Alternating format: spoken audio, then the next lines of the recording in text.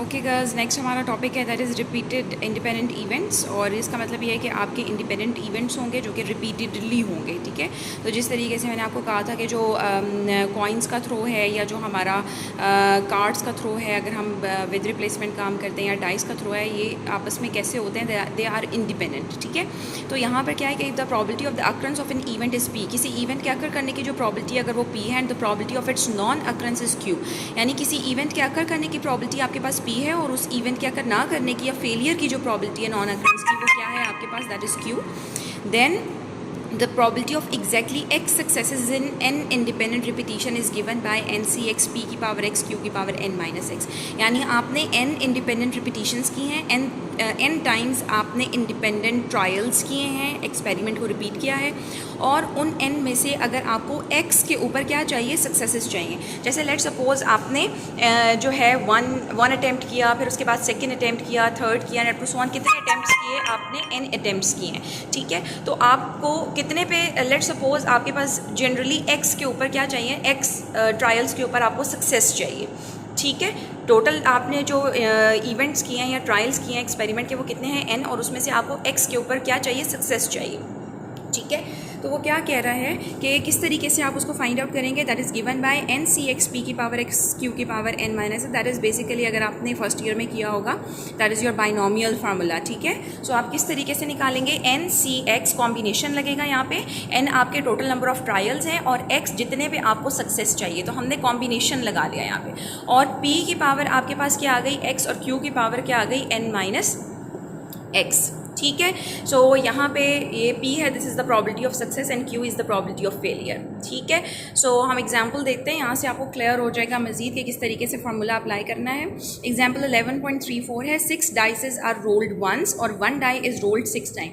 सो अगर आपके पास 6 डाइसेस हैं, फिर तो आप ये कर सकते हैं कि 6 डाइसेस को एक साथ पकड़ें और उनको इकट्ठा आप जो है वो फेंक दें, और हर डाइस के ऊपर जो है वो आप देख लें कि आपके क्या जो है वो आउटकम आ रहा है। या फिर अगर आपके पास एक डाई है तो उस डाई को आप 6 टाइम्स रोल कर लें, तो आप ये देखें कि वो जितने भी आपके पास आउटकम आ रहे हैं डाइसेस के ऊपर, वो दूसरे से इंडिपेंडेंट हैं। तो ये क्या हो गए, इंडिपेंडेंट जो है वो आपके पास इवेंट्स हो गए और रिपीटेड हैं, बार बार रिपीट हो रहे हैं। ठीक है, 6 टाइम, कितनी दफ़ा रिपीट किया है आपने, 6 टाइम, तो आपका n कितना हो गया, 6 हो गया।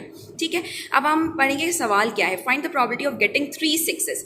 आपने क्या प्रॉबिलिटी फाइंड करनी है कि क्या प्रॉबिलिटी है 3 6 के आने की, यानी आपने 6 टाइम डाई को रोल किया, उन 6 में से 3 डाइसेस के ऊपर क्या आना चाहिए, 6 आना चाहिए। गॉट माई पॉइंट, आपने ये 6 डाइसेस हैं, 1 2 3 4 5 और 6। ठीक है, वो कह रहा है कि क्या प्रॉबिलिटी है कि आपने जब 6 डाइसेस को थ्रो किया है या एक डाइस को 6 टाइम्स थ्रो किया है, तो 3 डाइस के ऊपर आपके पास क्या आना चाहिए, आपके पास 6 आना चाहिए। ठीक है, 6 और 6।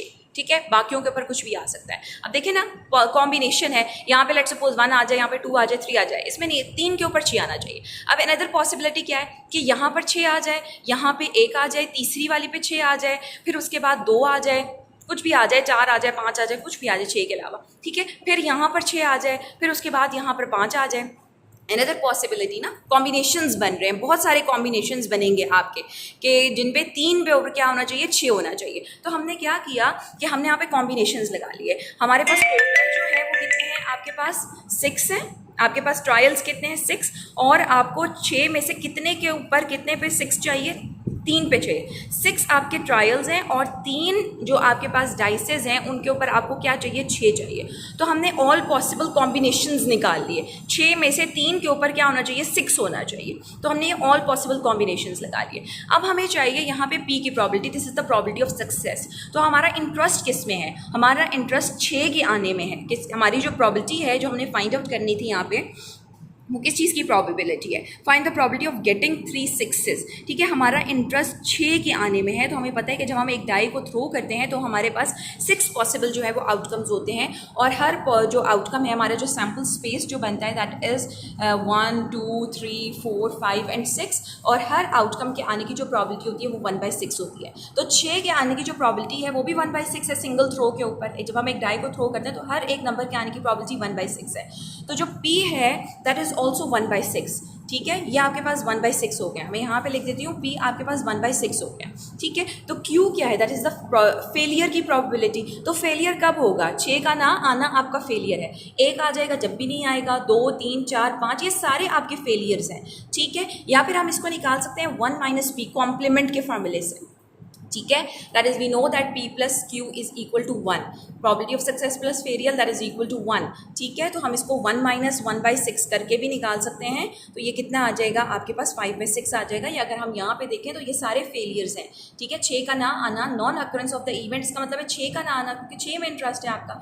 तो आपने ये जब हम ऐड करेंगे 1/6 + 1/6 1/6 1/6 तो कितना हो जाएगा 5/6। और यहाँ से भी निकाल सकते हैं इस फॉर्मूले से Q is equal to 1 - P, ये आपके पास होता है, ठीक है। You just have to substitute the value 6C3, this is because of all possible combination कि 6 में से 3 पे कितने 6 में से 3 के ऊपर क्या आना चाहिए, 6 आना चाहिए, ठीक है। उसके ऑल पॉसिबल कॉम्बिनेशन हमने निकाल लिए, साथ P की प्रोबेबिलिटी, P की पावर क्या होगी x, तो x कितना है आपके पास 3 और Q कितना है आपके पास 5/6 और यहाँ पर कितना आ जाएगा आपके पास 6 - 3, ठीक है। जस्ट सिंप्लीफाई दैट और यहाँ से आपकी प्रोबेबिलिटी जो है वो निकल आएगी, ठीक है। फिर उसके बाद जो आपके पास नेक्स्ट है that is your question, this is your next question, example 11.35, find the probability of obtaining a 5 at least once in 4 throws of a die, ठीक है। अब क्या आपने probability निकाली है obtaining a 5। हमेशा ये देखिए कि आपका इंटरेस्टेड वेरिएबल क्या है, आपका इंटरेस्ट किस में, ताकि आप probability of success निकाल सकें, ठीक है।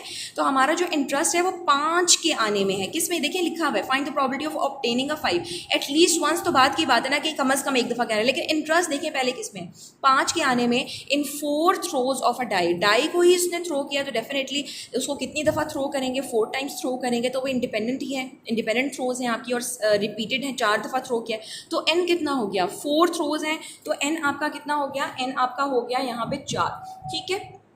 फिर उसके बाद जो x है हमारा वो एटलीस्ट वंस की बात कर रहा है, यानी आपके पास 4 में से कम एक के ऊपर क्या आना चाहिए, 5। और से सुने, 4 थ्रोज हैं आपकी, वो कहते हैं कम से कम एक के ऊपर क्या आना चाहिए, 5 का नंबर आना चाहिए, डिजिट आना चाहिए। कम से कम एक का क्या मतलब है, जब हम कहते हैं कम से कम एक आ जाए, इसका मतलब है हमारा 1 आ जाए, 2 आ जाए तब भी हमारे कोई वो नहीं है, मतलब आ जाए तो अच्छी बात है, 1 पर आ जाए, 2 पर आ जाए, 3 पर आ जाए, या 4 के 4 थ्रोज के ऊपर क्या आ जाए, 5, ठीक है। तो एटलीस्ट वंस को आपने समझना है, obtaining 5 at least once, 5 is the digit जो आपको इंटरेस्टेड नंबर है, और एटलीस्ट वंस के कितनी दफ़ा आपको चाहिए, कम से कम एक दफ़ा जो है वो आपका जो है वो 5 आने चाहिए। तो कम से कम एक का मतलब एक दफ़ा आ जाए, दोनों पे 4 में से 2 पे ऊपर आ जाए, 4 में से 3 के ऊपर आ जाए, या 4 में से 4 के ऊपर 5 का हिस्सा आ जाए, ठीक है। तो अब यहाँ पे जो x है वो क्या होगा, यहाँ पे x जो है वो एग्जैक्टली 1 नहीं है,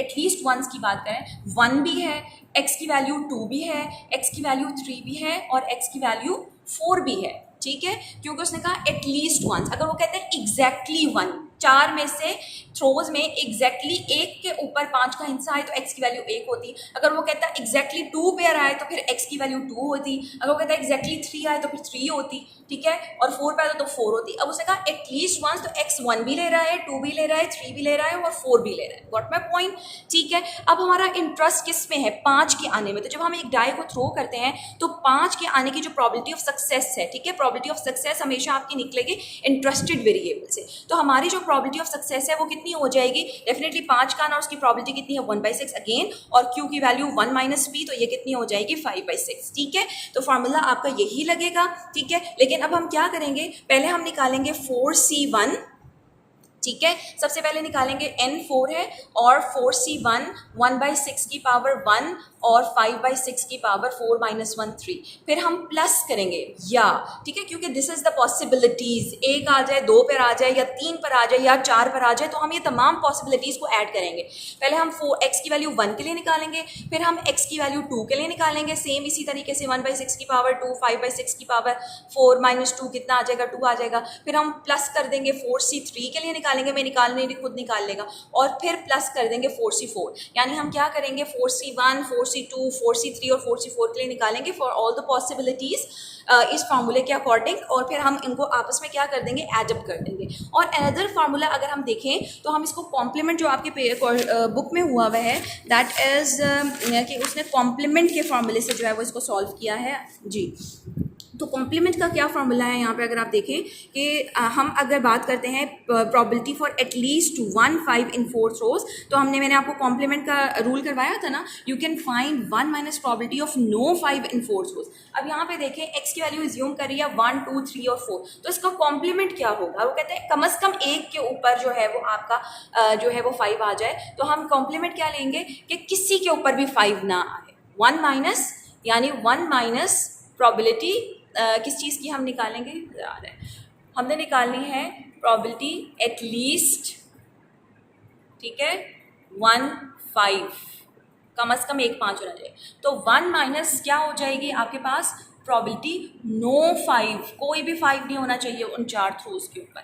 तो ये आसान है। अब हम क्या करेंगे 1 माइनस नो 5 यानी 5 जो आपने 4 थ्रोज की हैं उनमें से किसी के ऊपर भी जो है वो 5 नहीं आना चाहिए, यानी ये आपकी 4 डाइसेस हैं, इन चारों में से किसी के ऊपर भी 5 नहीं आना चाहिए, कोई और नंबर है 5 के अलावा। और अगर मैं उस तरह बात करती हूँ तो मैंने देखा कि मुझे लंबा काम करना पड़ रहा है, मुझे 1 के लिए, 2 के लिए, 3 के लिए और 4 के लिए निकालनी पड़ी एटलीस्ट था, तो बेहतर है कि मैं अगर इसको कॉम्प्लीमेंट के तरीके से करूँ, ठीक है 1 minus probability of no 5 minus कर दूँ, ठीक है, तो ये कितनी आ जाएगी 1/6 की पावर 0 और 5/6 की पावर 4, और अब इसको सिंप्लीफाई करेंगे तो वही आंसर निकलेगा। This is the complement rule, ठीक है जी। आई होप सो कि ये क्लियर हो गया होगा आपको।